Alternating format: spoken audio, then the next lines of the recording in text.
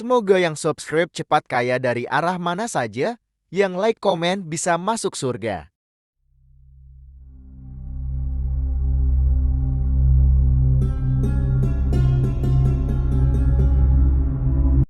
Assalamualaikum warahmatullahi wabarakatuh. Para pemirsa YouTube sekalian dimanapun kalian berada. Pada kesempatan kali ini insya Allah kita akan membahas terkait 5 langkah menggagalkan godaan setan.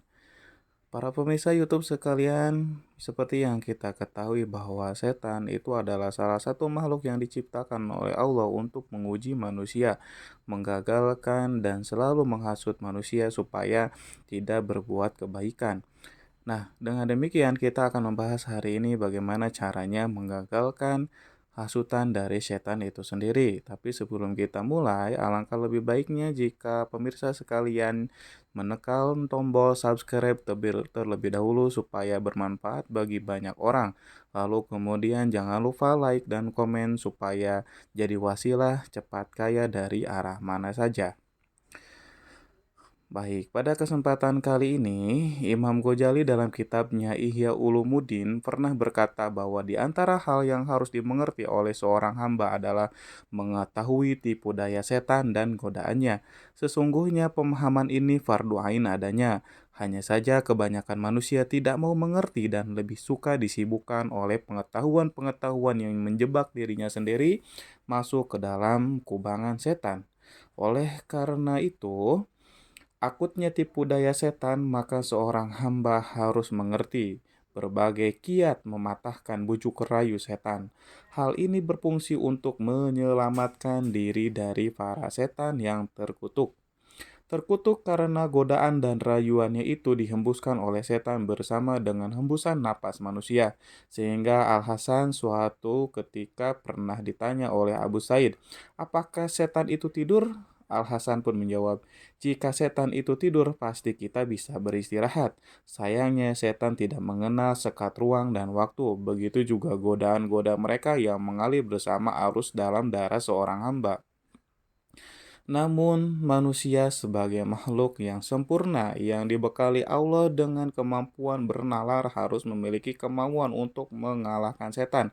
Dan oleh karenanya Al-Ghazali dengan jelas menerangkan 5 kiat mematahkan godaan setan. Yang paling pertama yakni adalah membuat kurus setan dengan memperbanyak zikir kepada Allah Subhanahu wa taala. Rasulullah pernah bersabda, sesungguhnya orang mukmin itu membuat kurus setannya sebagaimana seorang di antara kamu membuat kurus ontaknya dalam perjalanan.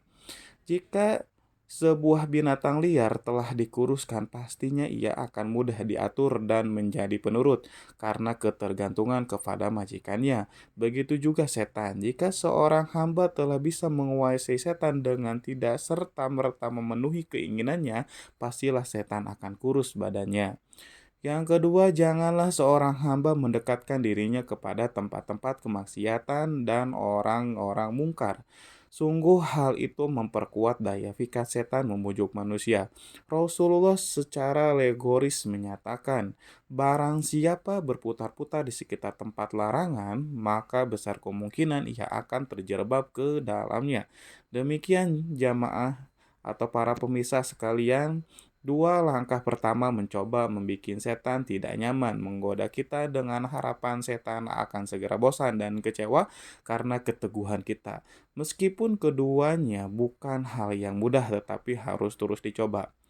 Dan yang ketiga, hendaknya seorang hamba selalu sadar bahwa sesungguhnya tujuan setan menggoda hanyalah ingin menjerumuskan kita ke lembah kenistaan dan kemadorotan abadi.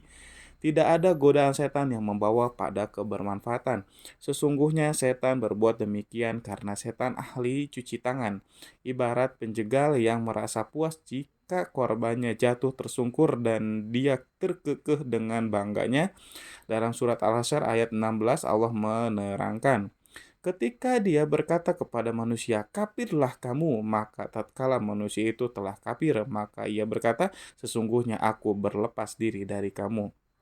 Para pemirsa sekalian, kemudian yang keempat, seorang hamba harus selalu ingat bahwa selain berusaha cuci tangan, setan juga bersifat pengecut. Ia menginginkan banyak teman dalam kesesatannya. Semakin banyak teman yang menemani dirinya dalam kesesatan, ia akan semakin puas. Karena sesungguhnya neraka Sa'ir itu sungguh luas. Dan karenanya setan menginginkan kawan untuk mengisinya. Demikian keterangan dari surat Al-A'raf ayat 16-17 menerangkan. Iblis menjawab, karena engkau telah menghukum saya tersesat, saya benar-benar akan menghalang-halangi mereka dari jalan engkau yang lurus. Kemudian yang akan mendatangi mereka dari muka dan dari belakang mereka, dari kanan dan dari kiri mereka, dan engkau tidak akan mendapati kebanyakan mereka bersyukur atau taat kepadamu. Dan kemudian yang terakhir kelima, guna mendukung keempat kiat tersebut seorang hamba harus senantiasa dalam kondisi lapar, karena kondisi lapar akan mempermudah seseorang hamba dalam mengingat Allah.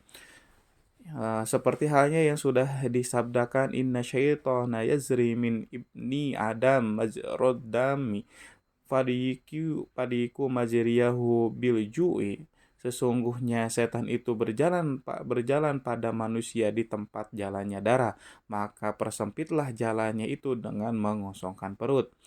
Demikian pemirsa, untuk sharing kali ini. Terima kasih banyak, semoga bermanfaat dan semoga kita dijauhkan dari godaan setan yang terkutuk. Wabillahi taufiq walhidayah. Assalamualaikum warahmatullahi wabarakatuh.